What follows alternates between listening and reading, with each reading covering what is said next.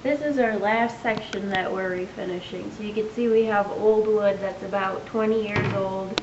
They didn't put hardware on it, and it's just starting to get old and stain marks and everything. So we changed it to a different color, added some hardware, put on a polyurethane cover, and you can see that it looks really nice. So the first step into doing this is just taking off the old hardware. So just take out everything that's in the cabinet and then go ahead and take off everything.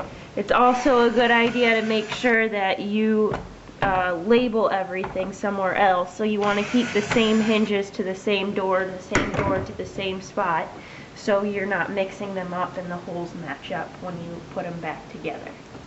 So we've removed all the hinges, the tops, and if there's a drawer, just taking out the drawer, leaving out the guide, and just cleaning everything out.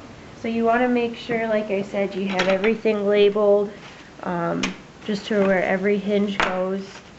I use little bags just with little numbers on them, and then use a schematic of what door's labeled what hinge is labeled what, and so on and so forth. And then you also want to make sure that you have all the doors labeled. So I just used painter's tape and just labeled all the doors. And now we're ready to put the varnish on. So to remove the varnish, I'm using Ready Strip Pro. That way there's not a lot of harsh chemicals, and I feel safe using it on the frame within the kitchen. So what you do is just take a little bit of this, spread it out however you want, and then I'm just kind of using a cheap brush to make a thin layer of it. I'm starting on the backs, and then it takes about 24 hours to dry, and then you scrape it off, and then you can do your other sides. So I've just flipped all of my cabinets on the back, or with the back side up, so I can apply this to the back and to the sides to scrape off in 24 hours. So we've waited 24 hours and it's completely dry, so you can see that it's white and dry, and so now you're ready to scrape it off. So I have one over here that's ready. I've been using two different tools, a smaller paint scraper and a larger paint scraper, and you can use them for different areas of the wood. So to do this, you want to go apply pretty firm of a pressure and just scrape down, and you can see it just kind of curls right off. You could see the old wood down in there without all the stain in it. So then you want to use the smaller one to get inside the corners, or also on the side. It works really well. So then you keep going until it's all off. It's also easier to make sure that you go with the grain, otherwise you're going to put scratches through the wood. And the more you do now, the easier sanding's going to be. So after you get it all scraped off, there's still a little bit of residue from the varnish on there, and if you don't take it all off, it's just going to cake up on your sander. So what you want to do is, I'm just using regular water and a sanding scrubber and just scrubbing off the excess as much as you can. So just keep working at it, and you can see that it's kind of coming off. To get into the insides of the small areas that's hard to scrape or scrub, you can kind of just chisel it out too, just to clean it out. So after you've taken the varnish off, scraped it, and wiped it off with a towel, just remember to take the label off. So this is the side we just did and scraped, and the side we are going to add the varnish to. So same thing as the first time, just on this side, spreading it out however you want, and then just making that small layer about that thick on it, and then do the rest of them on the front. So I've added painter's tape around the edges just so I don't get any of the varnish onto the frame, And what I'm going to do is do the same thing, adding a thin layer of the varnish stripper on a thin layer of the frame. And I've noted that this part of the frame is oak, the trim is pine, and that the actual siding is plywood with a fake wood cover. So I'm going to leave this alone, and I'll do the oak and as well as the pine, and then leave it to sit for 24 hours for it to dry. So we waited 24 hours, and now this is dry, ready to be scraped. The only difference between the fronts and the backs is if there's any detail in the border. So basically you're just going to do the same thing, is scrape, and then it comes right off. If you have edges, you kind of have to be creative with it. Mine just go down like this, so I've managed a way just to work myself down this way and just scraping it off the best that you can, and it seems to work. So you just scrape away at the rest of it, and then scrape at the frame, clean it, wash it with a rag, and then the next step will be sanding. So we've scraped and cleaned the frame, and the next step is going to be just to sand it. So with the edges, I'm using a medium grit sponge just to get in the edges here and even out the corners. So you do that throughout all the edges. And also, this is oak, and the trim down here is pine wood. So just because of the angle and everything, and the pine is easier to sand, I've been using the sponge just to sand out the trim. So going across the bottom there, and then once that's all done, I'm using a 220 grit. You can use a lesser medium grit and then go to the fine grit, but with the frame I found it easier just to go over it with the 220 and then just sand it out.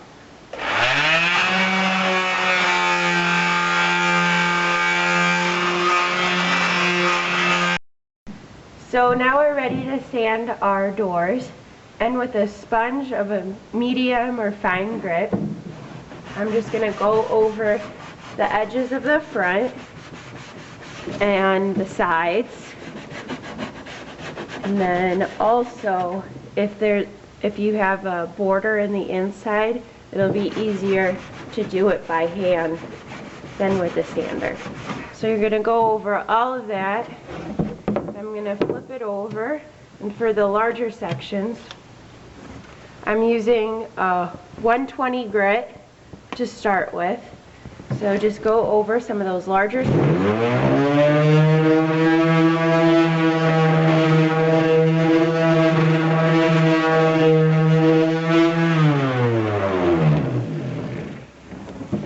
then once you do everything with the 120, you can switch it over to the 220 grit just to finish it off.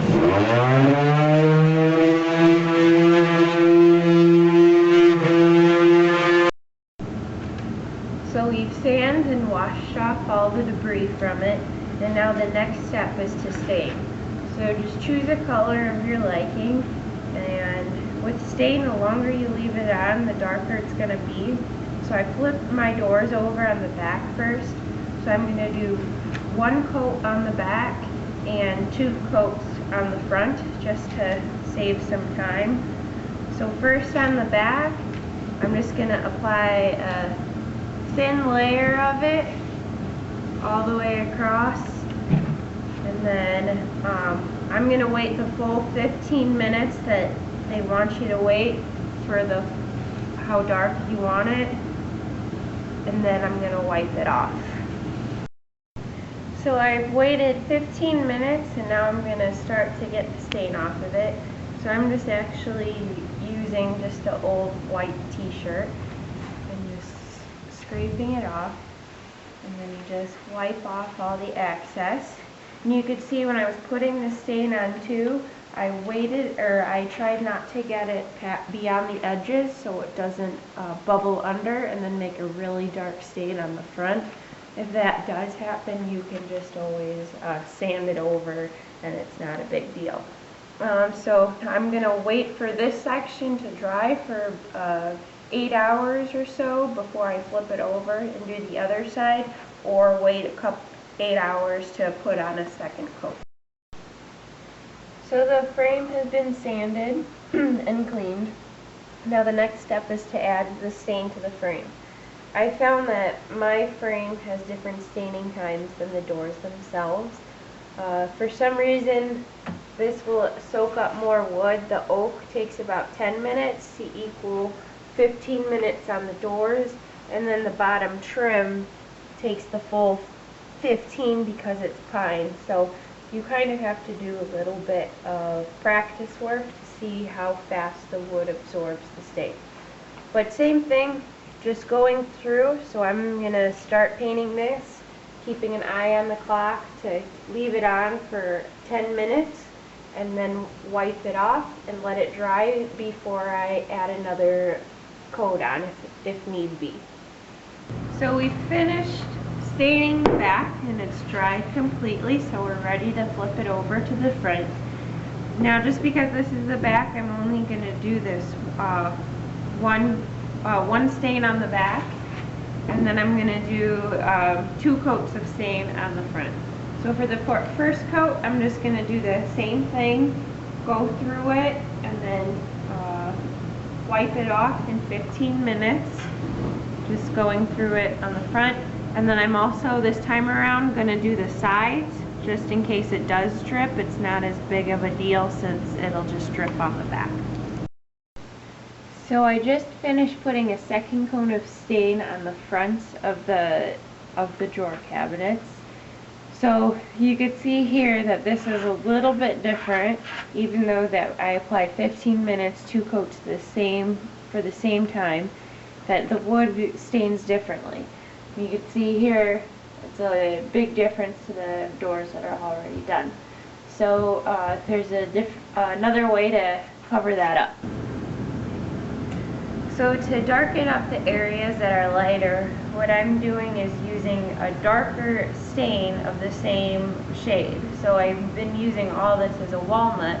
So now I'm going to apply a dark walnut stain just to the areas that are a lot lighter. There'll still be a difference, but at least it'll be less noticeable. So I'm not going to leave it on for too long, but just a minute or so. And sometimes I was doing this to the entire front door or just parts of the front doors if there was a big color difference that I didn't like. Okay, so then I'm going to, after about a minute or so, just wipe it off. You can see that it's still a little lighter, but not as drastic as a color change.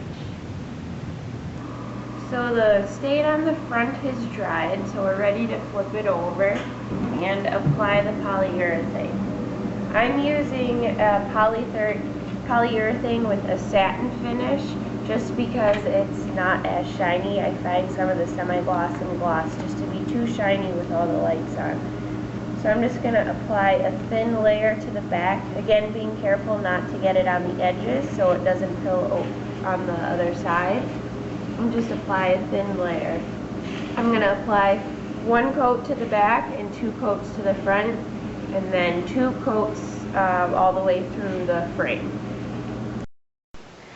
So now we're going to clean the hardware. So I pulled out the bags of everything separately labeled.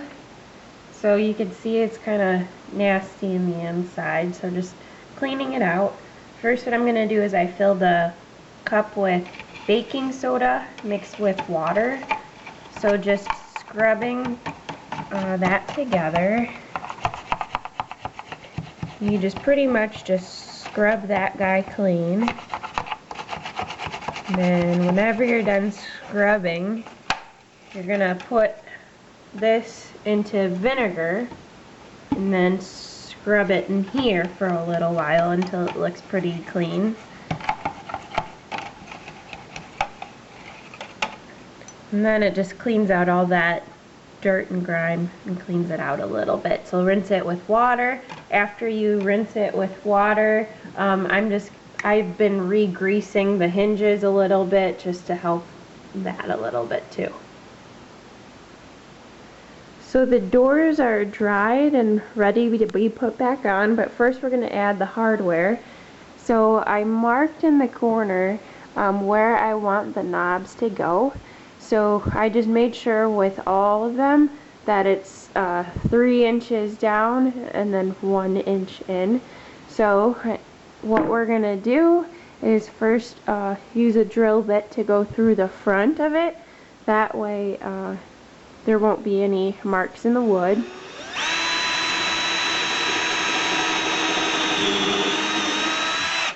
By going through the front, it's just the back that would splinter if anything.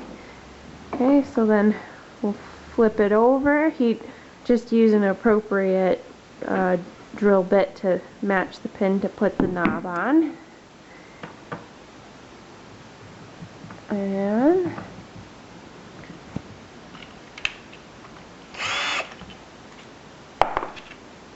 then just tightening up the back, and then it's on.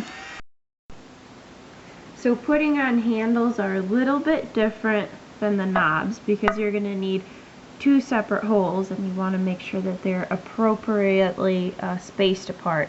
So what I did is I found the center of the wood, and from there I made a little template of what it would look like. So found the center, put it there, and then I was able to roughly draw my marks. So from this is about a 4-inch long knob. So I made sure that from my first hole to the center is the same from here to there, and that my spacing for the holes were about the same, so everything's evenly marked. So when we drill the holes, we won't mess up and have to do it again. So we're ready to put the doors back on. So we put the hinges back into their place and also added vinyl bumpers to the edges just so when it closes it's not as loud. And also when you're putting it back on, you want to make sure that when you close the door that it's level with the other door. Also, we've measured to make sure that the knobs are equal, but just eyeball it, making sure that they look equal. So if it's a little high, you could always move it down a little bit or up a little bit. That's part of the reason why you want to make sure you try to keep the same hinges with the same door. And then you put them on and they're all. And now the doors are all back on and all done and looking cleaner than before.